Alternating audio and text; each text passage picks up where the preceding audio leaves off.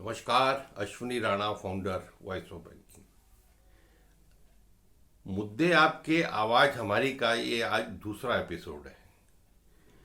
हालांकि जब हमने इसके बारे में विचार किया था, शुरू किया था, तो यही सोचा गया था कि महीने के पहले सोमवार को इसके ऊपर बात करेंगे। लेकिन इतने बैंकों के, इतने लोगों के मुद्दे सामने आए हैं कि वो हर महीने में एक बार से काम चलता नहीं और चलेगा नहीं। इसलिए सोचा है कि आज से लगातार इसके ऊपर वीडियो बनाएंगे और जागरूक करेंगे मैनेजमेंट को, यूनियंस को, कि इन लोगों के बारे में विचार किया जाए। जी हाँ, आज हम बात करेंगे स्टेट बैंक के बारे में। स्टेट बैंक भारत का सबसे बड़ा बैंक है, बहुत तगड़ा प्रॉफिट कमाता है, बहुत बड़ा बेस है ब्रांचेस का।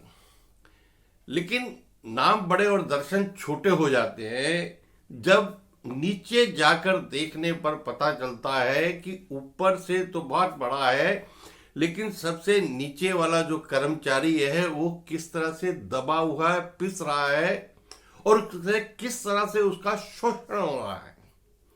अब बैंक अपना पल्ला झाड़ लेता है कि हमने आउटसोर्सिंग कर दिया है, यानी हमारा कोई मतलब नहीं, कोई जिम्मेवारी नहीं कि हम अपने खर्चे को कम करने के लिए, अपनी जिम्मेवारी को कम करने के लिए जितने भी हाउसकीपर हैं, मैसेंजर हैं, आर्म गार्ड हैं, ड्राइवर हैं, कैंटीन बॉय हैं, इन सब को हमने आउटसोर्स कर दिया, ठेकेदारों के हवाले कर दिया है।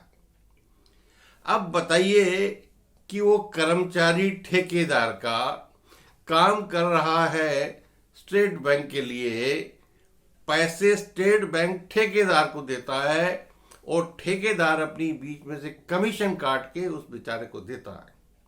जो केसेस सामने आए हैं वो बड़े ही दुखदाई हैं। हालांकि स्टेट बैंक का कहना है कि हम पूरा उसके ऊपर निगरानी रखते हैं कि भाई वो कितने पैसे देता है, मिनिमम देता है या नहीं देता है, पीएफ काटता है नहीं काटता, लेकिन जो धरातल पर है वो भी देखने की जरूरत है। लगभग 25,000 ब्रांचेस होंगी।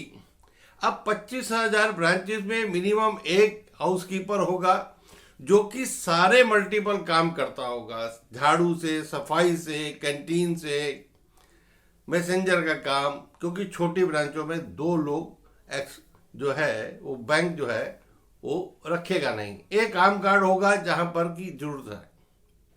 ये सब आउटसोर्स है, यानी मैन पावर सप्लाई करने वाली कंपनीज के एम्प्लॉइज हैं और काम कर रहे हैं स्टेट बैंक के।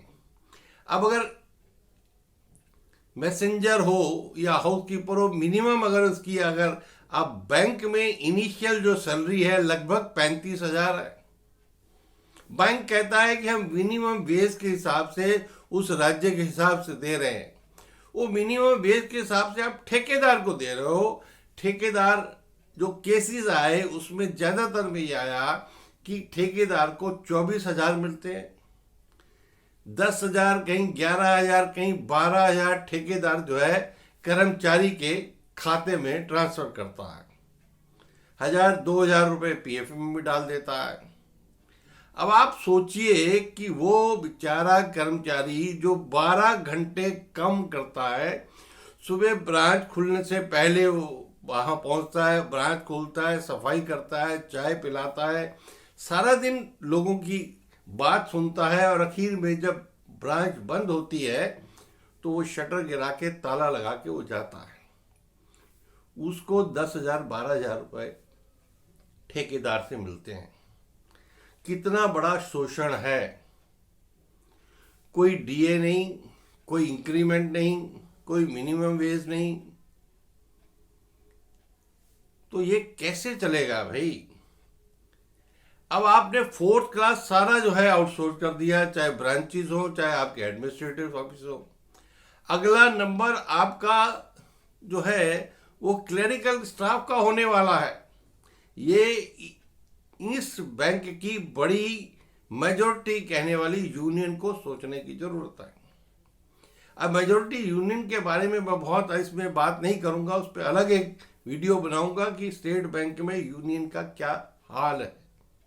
अभी पीछे स्टेट बैंक की इस यूनियन ने हड़ताल दी थी इन कर्मचारियों के मुद्दों पर, अच्छी बात है, लेकिन सबसे बड़ा जो इनके साथ दुर्भाग्य है कि ये किसी यूनियन के मेंबर नहीं बन सकते, और अगर ये कुछ मांग करते हैं, प्रदर्शन करते हैं या कुछ इस प्रकार की एक्टिविटी करते हैं तो जो वेंडर है, जो ठेकेदार है, इनको निकाल देता है और किसी दूसरे आदमी को लगा देता है, क्योंकि कोई कॉन्ट्रैक्ट नहीं है उसका। कॉन्ट्रैक्ट जो है वो एम्प्लॉयर और ठेकेदार में है, लेकिन नया लेबर कोड आ गया है, मिनिमम वेज देनी है, लेकिन मेरे को समझ नहीं आती कि समान काम के लिए समान वेतन क्यों नहीं। यानी जिस कर्मचारी को ठेकेदार 12,000 रुपये महीना दे रहा है, उसको मिनिमम जो बैंक में रेट है 4th क्लास का मिनिमम, वो कम से कम मिलना चाहिए। 35,000 रुपये है आज की डेट में मिनिमम जो सैलरी के अनुसार, बाई पार्ट की सैलरी के अनुसार।